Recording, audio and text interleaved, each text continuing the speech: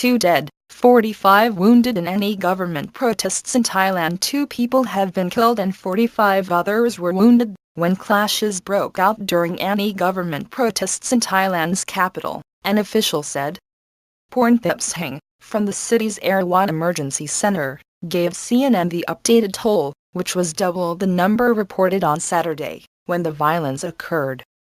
At least one of those killed was a university student, who was shot inside Ramkhamhaeng University, according to a spokesman for the center.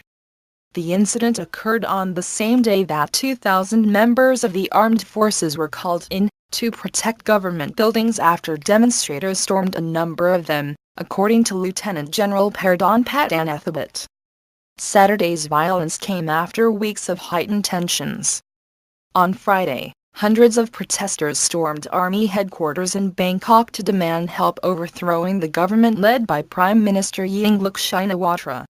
Yingluck's critics accuse her of being the puppet of her brother, Thaksin Shinawatra, a telecommunications tycoon and former premier, who was ousted in a 2006 coup. Yingluck denied that charge in an interview with CNN's and the Corn on Friday. Yingluck survived a no-confidence vote in Parliament Thursday. The government is ready to open a space for dialogue, the embattled Prime Minister said in a brief televised statement after the vote. She added that officials were willing to listen to all voices of people, including those who are still occupying the governmental offices. But a spokesman for Yingluck's Pheu Thai party said she would not resign or dissolve the parliament. She will stay in power, Prompungnapparat said. Thaksin was a polarizing figure, who was removed from power by the military in 2006, while he was in New York. Except for a brief return in 2008, he has lived in exile since. Thai courts have convicted him of corruption and sentenced him in absentia to 2 years in prison.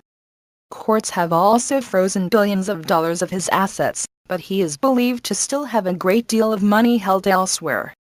On Monday, protesters in Bangkok stormed the Finance Ministry building and converted it into a command center.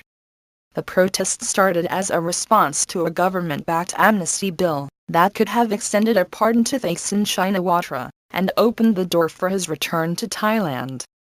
The Thai Senate rejected the bill on November 11, but opposition demonstrators have called since then for Yingluck's government to be replaced.